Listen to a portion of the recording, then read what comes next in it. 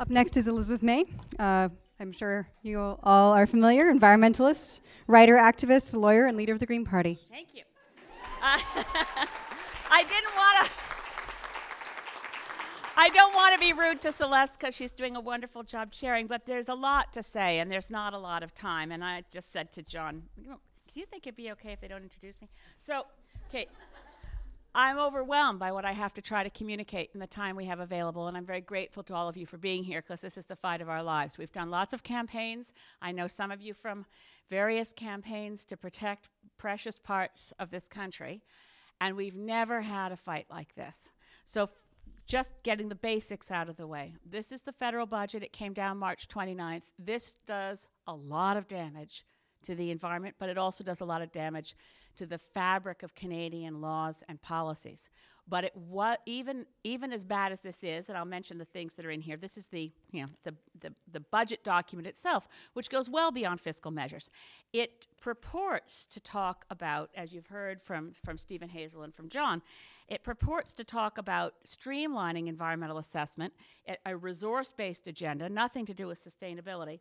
And it gives us one little thing called Summary of Key Improvements, which is a flow chart which doesn't actually add up to any. There's no text that backs up this flow chart, but for what it's worth, these are the key talking points. I heard the Prime Minister repeat them today in question period, that this is all about duplicative processes, that we have too much environmental assessments and they take too long. And it's all, consolidation, panel reviews shouldn't take more than 24 months.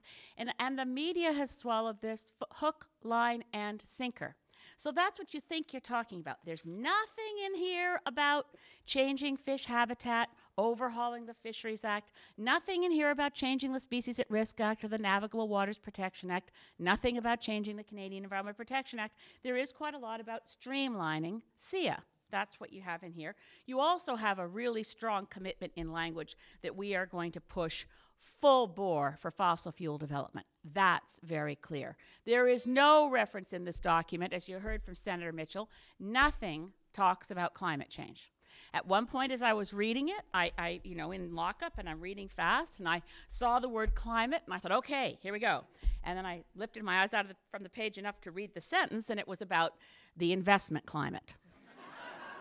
So, there is nothing in this document about climate except how can we possibly shoot past 2 degrees global average temperature increase, get to 4 or 5, and push our way past the tipping points and get to runaway global warming. They don't say it, but that's what it's about. It's about that because the Prime Minister doesn't understand climate change. I don't think he believes that there is such a thing. He certainly has never had a science briefing on the topic. So when you look, I'm serious, he's never been briefed on the science of climate change. So if you look at the kinds of things that are discussed, it's open season. One of the campaigns we ran at Sierra Club for years was to protect the Gulf of St. Lawrence from offshore oil and gas. The budget talks about how we need to develop the Gulf of St. Lawrence for oil and gas. It talks about expanding pipeline and tanker regulations, how protecting coastlines from oil spills is very important. But overall, everything that's, and of course you wouldn't need to talk about tankers if you weren't ignoring the fact that British Columbia has had a moratorium against supertanker traffic on the north coast of the province since 1972. But they're pretending it away because unfortunately it was never legislated. It was a federal-provincial agreement respected by every federal government and every provincial government since. So okay, moving on from this, as bad as this is, all the cuts that took place, didn't prepare me for this. This is Bill C-38, the Budget Implementation Act. These two are not the same things. You have the fiscal measures in the budget, the ones that were shockers, like moving old age security to 67. Yeah, they're in here, and they're in here, because you need to make a legislative change to move old age security up to 67. What I didn't expect was to find, as I was reading this, that the Canadian Environmental Assessment Act is repealed. Start from there.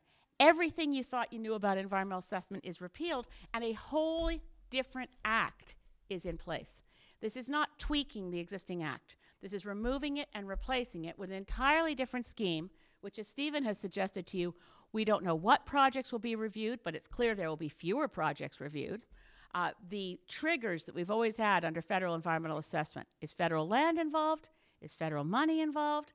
Is it a project that triggers one of these lists under federal regulations called the law list? Those were the kind of familiar ways that you know to go about environmental assessment. Under this act, federal land, yes, that would trigger an environmental assessment, but your investigation in your environmental review would be limited to whatever that project has done to federal land. So if you have, say, 10 acres of federal land in a 1,000-acre project, under the current law before getting repealed, you would have to assess the whole project because federal land was involved. Now, federal land is involved, but you're restricted to only studying what happens to federal land because of the project. Federal money. If there's federal money being spent, that's a typical trigger, and that trigger existed. Federal money and federal land have been triggers for environmental assessment from before the Mulroney government brought in the Canadian Environmental Assessment Act. That existed under a guidelines order governing the federal government's behavior that was brought in the 1970s. They've gotten rid of federal money as a trigger. That is no longer triggers an environmental review at all. Now, what kind of reviews do you have? We thought we knew what we were talking about. Those of you who studied environmental law or been involved in policy, you can have an environmental review that's a screening. It can go to a comprehensive study, or it might go to a panel review. Comprehensive studies have been eliminated. They don't exist under the law at all anymore. And what an environmental review is, we don't know. This flow chart that I held up earlier refers to a standard environmental assessment, but it's not described, and the only thing in here is either that the agency has to decide within 45 days if they're going to have an environmental assessment. There's no criteria to guide when and how they'll make that decision, and then they go potentially to a panel review. And there's also a lot of substitute. They say to the media that this is if there is an equivalent process in a province that meets federal standards, or to hear Michelle Rempel tell it, if it's as good or way better than what the federal government has, you can have a federal review. You can substitute the provincial review. But you need to know the legislation doesn't talk about as good or better. The legislation doesn't say equivalent. The legislation says if the minister, and this is totally discretionary, thinks it's appropriate, and a province asks, at that time, it's not discretionary, it's mandatory. The minister must, on request of a province, approve the substitution. What might make it appropriate? Oh, I don't know. Say Environment Canada's low on cash. There is no definition or criteria to what's appropriate. Then you go to the Fisheries Act, which they are destroying. They are taking out protection of fish habitat. Now, why is all this being done? And you've noticed some, and there's more I could talk about, but I've got to stop. Why is this being done? The Prime Minister said today in the House, this is to have a single review, you know, the usual mantra, because we need to provide, quote unquote, certainty to our investors. Who are our investors? Who objects to environmental assessment that we can say, think of?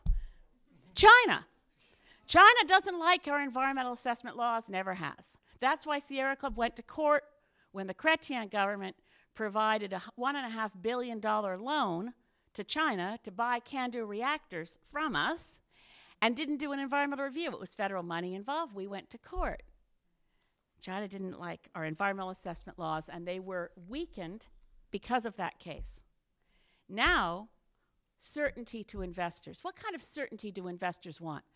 That's why, and the only explanation I can come up with for why the National Energy Board has been amended, the National Energy Board Act is changed to say that Cabinet can overrule the National Energy Board. Anyone who's worked in energy policy knows that the National Energy Board approves projects. The National Energy Board does not turn down projects, but just in case Beijing is worried that there's a shred of democracy left in this country, and Stephen Harper's already promised them in Beijing, the Enbridge project, the great pipeline of China, will be built. We're not worried about what First Nations might think, and we're not waiting to find out what the government of British Columbia thinks.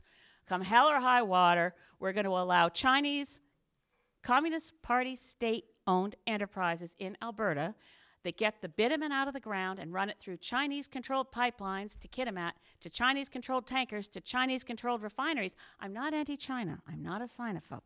But as God is my witness, we're selling this country down the drain for certainty for investors that are not democracies. We are selling out our democracy for the sake of oil. We are selling our country down the drain for the sake of other people in other countries processing bitumen into crude with refinery standards that God only knows are more polluting than if we handled it here in Canada. So, what's that?